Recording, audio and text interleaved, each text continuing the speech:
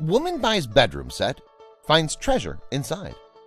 But before we start, please make sure you subscribe if you haven't already. Hit the notification bell and smash that like button. We really appreciate your continuous support. She tried to take a deep breath to calm her nerves as she tightly gripped the bedpost.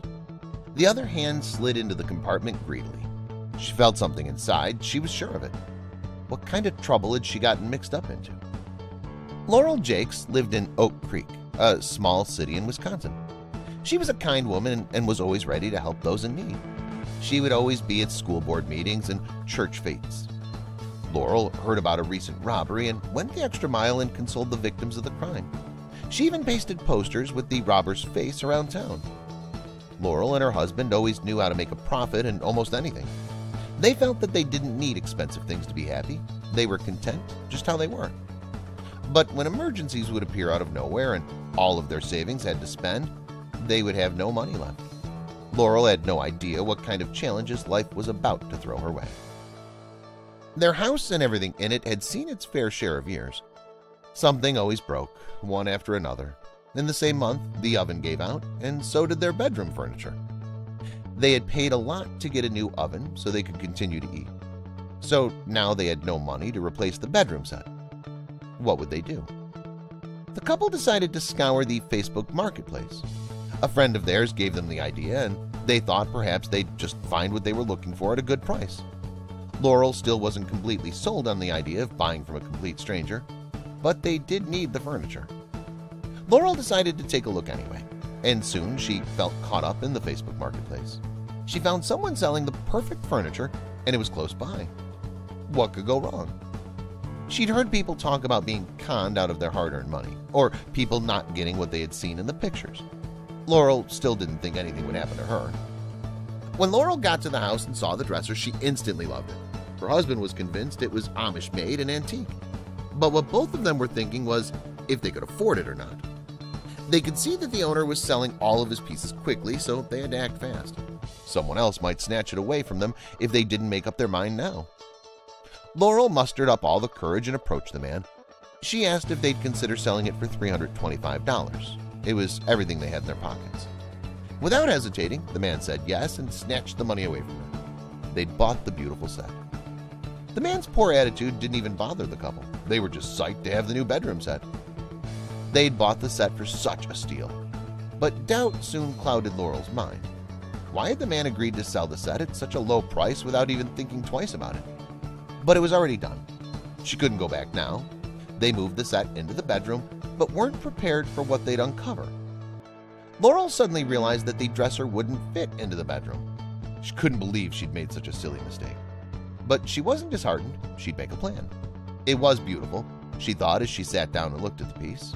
She ran her hand against the smooth wood and felt a small piece of metal underneath the drawers. She called over to her husband to feel it for himself. He seemed to think it was just a random piece of metal or part of the fixture, but Laurel wasn't convinced. She first tried pulling on it, but nothing happened. Conceding that it may just be an anomaly, she and her husband went to bed. But as Laurel lay there, she had a strange feeling she just couldn't shake. Why would there be a flaw in the piece of furniture? She knew that the Amish prided themselves on their craftsmanship. There had to be more to it. Unable to sleep, she decided to investigate further. She depressed the area and then she heard a faint click. A hidden compartment. She suddenly recalled how quick the guy had been to sell them the furniture. Had he known about this secret cachet? She really should check inside. How could she go to sleep now, knowing there was something unknown tucked away right next to her bed? It could be anything. Could the seller have hidden stuff in there? Had he or the owners of the furniture wished to do away with something? Her mind was racing. There was only one thing for it. Laurel's mind began spinning with theories. Something bad, something incriminating, something stolen, evidence. What could someone have hidden inside? Putting her fears aside, she carefully reached into the crevice and felt around the back with her fingers until she felt something that definitely wasn't supposed to be there. She yelled for her husband to wake up. She didn't want to uncover whatever it was on her own. Her husband woke up with a start. "I was right. There's something in here," Laurel whispered nervously. With her husband looking on, he himself now equally intrigued, Laurel carefully reached inside with her hand again. Would it contain jewelry, cash, antique items, valuable collectible cards? They fantasized about so many things. But when Laurel finally pulled the object out, they were stunned. There, pushed far toward the back of the space, it seemed to be some kind of a bundle wrapped in paper. Laurel brought it out slowly as if it were fragile, an old brown envelope. She held it gently with both hands and sat staring at it dumbfounded. "Well, don't just sit there, open it up," was her husband's impatient reply. She peeked inside and a few seconds later looked up at him with wide eyes. Reaching inside the secret compartment again, Laurel brought out another envelope, and then another. She opened the first envelope and couldn't believe her eyes. When the first bundle was opened, it contained a stack of real $20 bills. Laurel was so surprised to see that it contained a significant amount of money that she almost dropped it. But what about the other envelopes? They grew even more excited and nervous than ever. There were still 2 bundles that had to be opened. Could they contain the same thing? What else were they about to find? The second package held something even more intriguing. It had a stack of $50 bills. What about the third envelope? The third envelope held $100 bills, a lot of them. Just looking back at her from inside the envelope, she threw them all out onto the bed, eliciting a gasp from her husband. Something was nagging at the back of her mind. And then she remembered the recent store robbery. The authorities had never found the stolen loot. Could it be that they'd just stumbled upon this thief's hidden stash? After counting everything, they placed the money in neat piles on the bed, a swath of blue bills that matched the pattern on the quilt. $11,000 in total. There was no doubt in Laurel's mind about what to do next. Report the find to the local police. In the meantime, her husband had stuck his own hand into the space and rummaged around further. Lo and behold, out came another bundle. This time it was just a bunch of old bank statements. Laurel's mind wandered as she examined them, and suddenly it hit her. She'd recognized the Facebook Marketplace seller. She would get to the bottom of this, she thought to herself as she logged onto Facebook again. The minute she saw the seller's profile, she knew right there. It was him. Should she tell him what she knows? Laurel dialed the seller's number. How would she approach the call? She would just lay it all out, she decided. She calmly told him about her find in the secret compartment and that she knew it had something to do with him.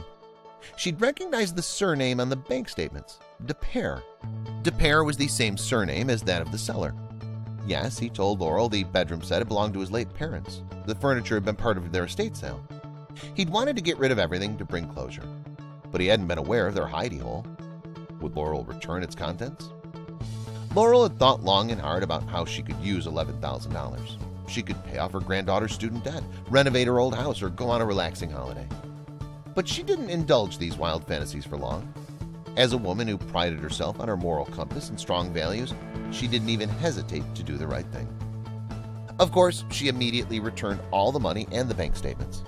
The seller was the rightful owner, after all. His parents had worked long and hard and saved for that money. Yes, it would have been great to be $11,000 richer, but she was no thief. One good turn deserves another.